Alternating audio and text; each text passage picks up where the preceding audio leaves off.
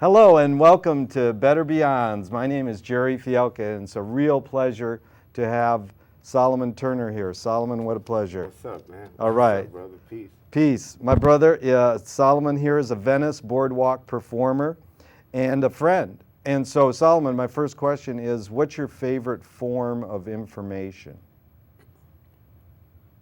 Intuition. Yeah, reading yourself, your feelings, and yeah. That's good. Yeah, for inspiration and yeah, like sitting in the morning, listening to the birds, atmosphere, and letting the thoughts come, and you decipher and it tells you figure out, oh yeah, I should do that. That's good, intuition. I've never had that answer, and that's a beautiful answer. Why do you think humans collect information? Well, so you can negotiate how to function in your worldly affairs in your own, in your life. Your conditioning from childhood or psychological makeup. It's the memory of how to organize and construct, of, yeah, and to formulate and to bring things into, to operate. Yeah. Great. Now, you brought up memory. That's perfect lead into this question. Well, no, actually, I have that one more. Do you think our tendency to collect information is learned, or are we hardwired? Is it DNA? Is it in our system before we're born, or did we learn to collect information? Well, it's all of, it's all of them. It's both of them. Yeah, 50-50, yeah. Yeah, because from our ancestors, repetitive, doing things over and over, a proven system, and then we were taught, and then we just keep modifying and creating from that aspect. So do you have an earliest memory?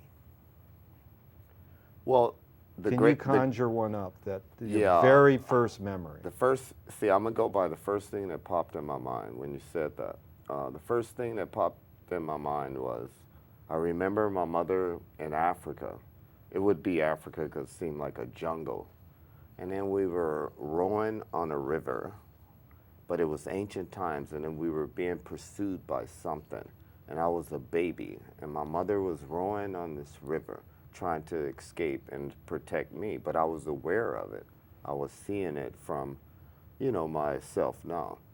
And so all of a sudden, we appeared on Broadway, and that would be Manchester and Broadway. That would be my first recollection of my reality, and I was like 3 years old, or 2 years, no, lesser than that. I was like 2 years old as a baby in a crib.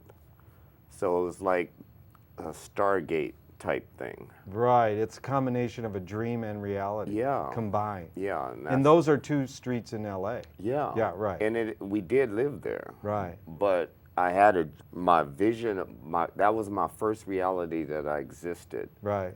In my being in Los Angeles, yeah. Do you think memory is a curse or a blessing?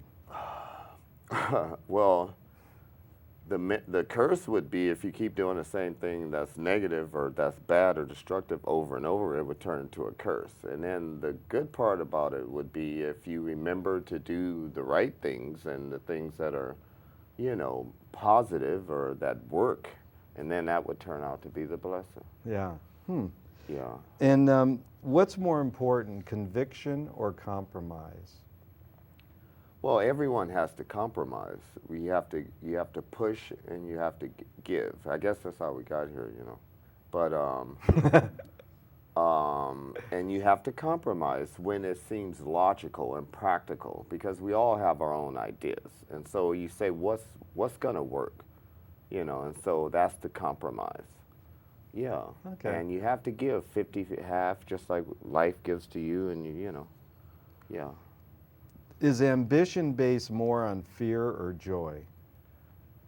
Well, in our culture, I would think that ambition would be this.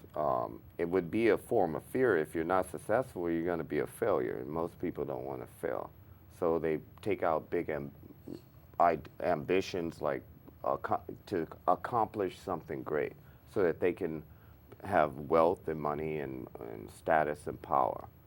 So, if you don't, we should have ambition to stay above our, to stay alive Yeah. and to be successful in what we do. It don't necessarily means money, but it's something that you're happy and successful. You could be just an artist, you sell a few paintings, and you just have enough to live, and you're happy because you got time to paint. Yeah. So that's success compared to a person who might want to spend all this time and hours, but he has a lot of wealth, but he has no time. And that could be another with this self, but he's happy with his material accomplishments. So Yeah. I don't know. Well, you have, that made a lot of sense. You have an act where you stand on a ladder and you hold these rubber snakes. From and, Venice. So. And Venice Boardwalk. What's the motivation behind your act? What are you trying to accomplish?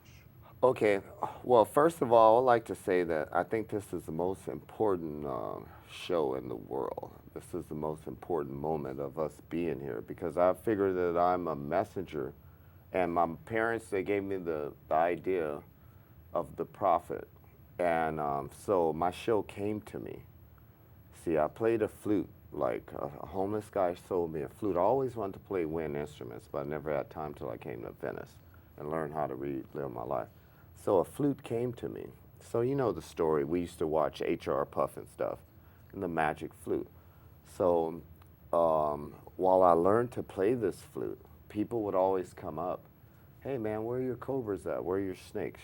So my show, so in 2001, I'm jogging on the ocean, and then one of the snakes just came to me by chance out of nowhere.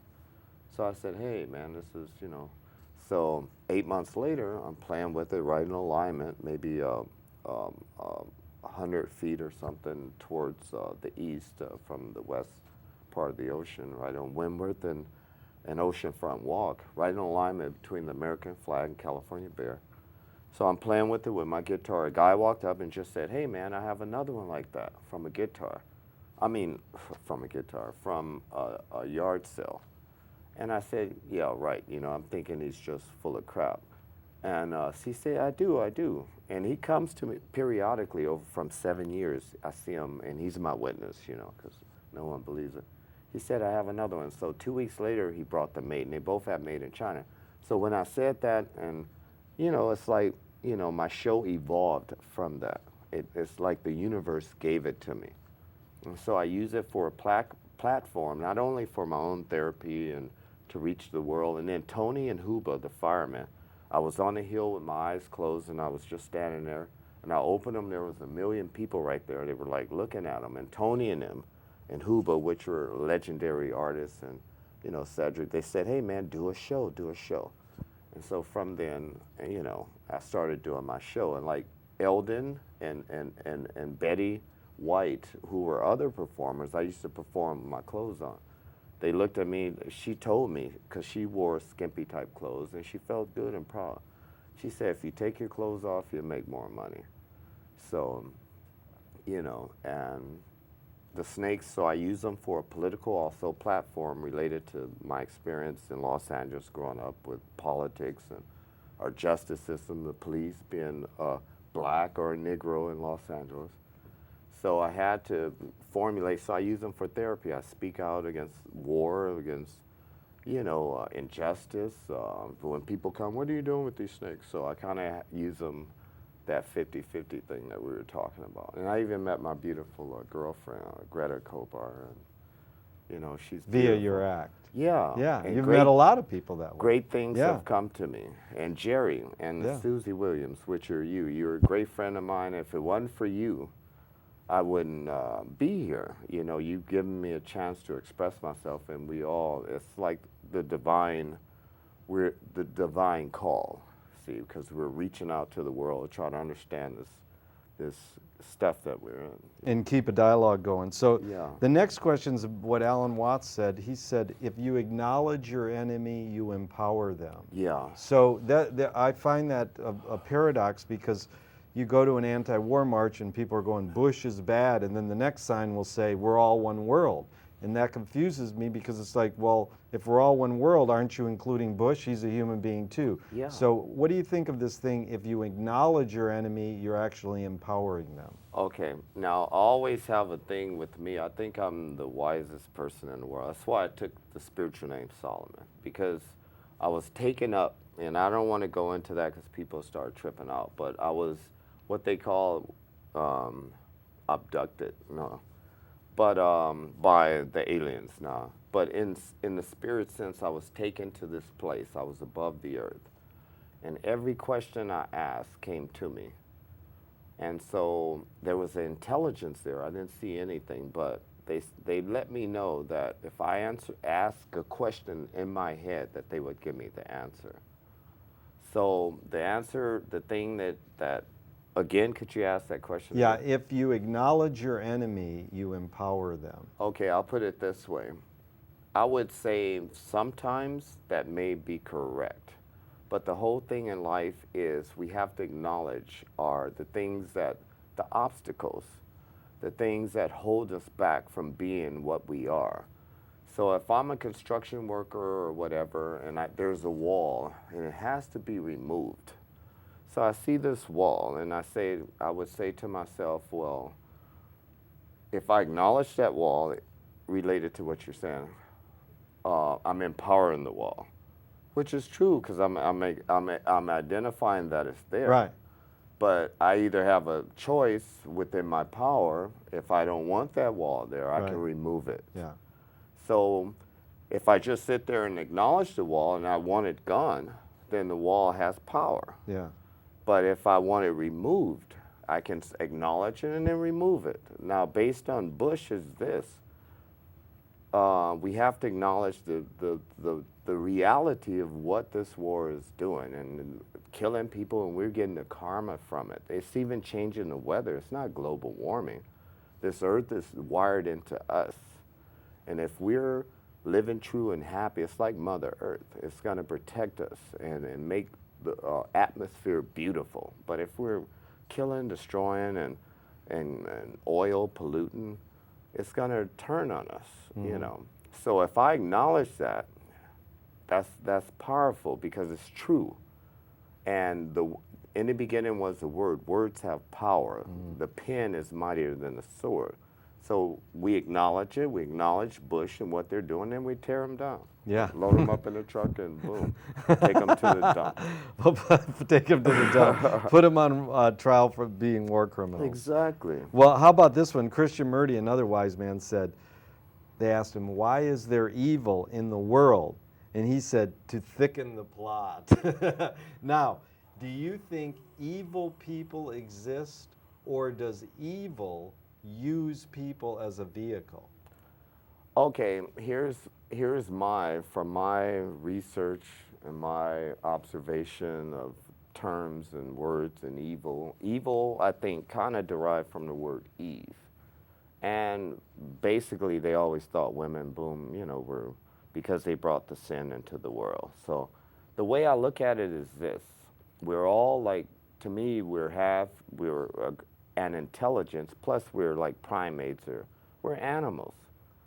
So there's two type things. We could either there's yin and yang, there's good, like if you jump over a cliff or violate the principles of certain physics, things are gonna happen to you. So I believe evil is this. Once we have to evolve as a people to our greatest intelligence, which is whatever created us, which we don't, you know, really can't really identify, but we know some intelligence created us. So I believe we're half animals because we eat animals, we do all these type things. So we're half animals. So that means we have a survival instinct just like a shark or a tiger. People say, well, they don't believe me, when they're hungry, a crocodile, they're going to eat you up. That's Right. But as a human being, if you were hungry, you wouldn't eat up your friend, you would go for another source of food. But you do have people that use people and prey upon people and kill people. So it's almost like an animal instinct. Yeah. And that we have to overcome, identify, and either tear down or rebuild and analyze our behavior and try to, Yeah. be, civil, because look at the war. Look at all the war countries. See, it's not South Central. You got intelligent people who are out here shooting and killing their brothers and sisters in the world.